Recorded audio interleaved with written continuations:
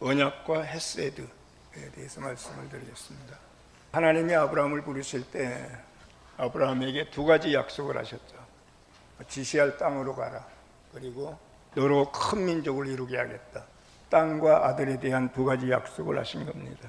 이것을 우리는 언약의 축복이라고 이야기합니다. 그리고 100세가 돼가지고 아들을 낳게 되는데 이삭입니다. 이삭이 37살 때 사라가 죽었는데 아브라함은 자기 아내를 묻을 땅 한 평도 없는 겁니다. 분명히 갈대아 우르에서 나올 때는 땅을 약속받고 나왔는데 자기 아내가 죽었는데 무덤조차 쓸 땅이 없다는 이야기죠. 아브라함 생전에 아브라함이 부르심을 받아가지고 나올 때 받았던 축복은 이루어진 것이 없습니다. 그러니까 이 축복이 물질적인 축복이 아니라는 것을 알 수가 있죠. 하나님은 아브라함에게 언약의 상속자를 찾고 계셨던 것입니다. 아브라함에게 주신 언약의 축복은 언약의 상속자, 그리고 그 언약의 상속자로 이루어진 민족, 사회, 그게 땅입니다. 언약으로 이루어진 사회, 오늘날 교회, 이것이 아브라함에게 주신 언약의 축복이라 하는 이야기죠. 신명기 7장 9절에 이렇게 이야기합니다. 그러므로 너희는 주 너희 하나님이 참 하나님이시며 신실하신 하나님이심을 알아야 한다. 주님을 사랑하고 주의 계명을 지키는 사람에게는 천대에 이르기까지 그의 언약을 지키시며, 천대에 이르기까지 언약을 지킨다고 하는 말은 언약이 상속된다 하는 이야기죠. 언약은 하나님의 말씀인 겁니다. 우리는 하나님의 말씀을 받았고 말씀으로 이루어진 사회를 만들 책임을 가지고 부르심을 받은 거예요. 그리고 그 언약은 후손들에게 상속시켜줘야 된다는 이야기죠. 천대에 이르기까지 그의 언약을 지키시며 또 한결같은 사랑을 베푸시는, 여기에서 한결같은 사랑, 이것이 헤세드입니다. 언약은 만일 무엇 하면, 이런 조건이 붙어요.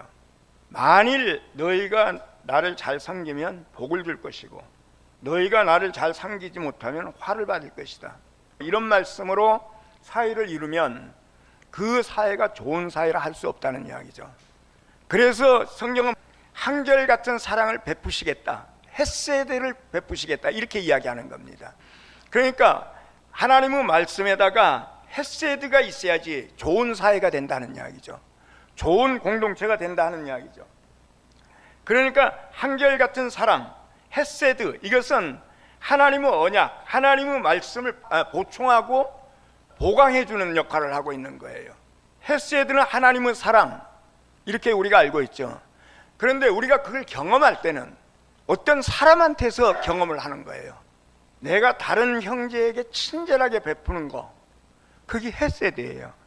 그러니까 처음 우리 교회에 왔는데 굉장히 호의를 베풀고 친절하게 하고, 그 사람은 헤세드를 받은 겁니다. 교회는 냉랭하면 안 돼요. 우리는 만날 때마다 처음 만난 것처럼 해야 된다는 이야기죠.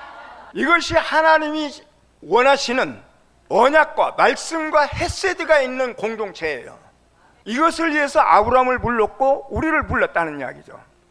그러니까 교회 안에는 말씀뿐만 아니고 헤세드인데 친절이 있어야 되고, 친절은 과잉해도 된다.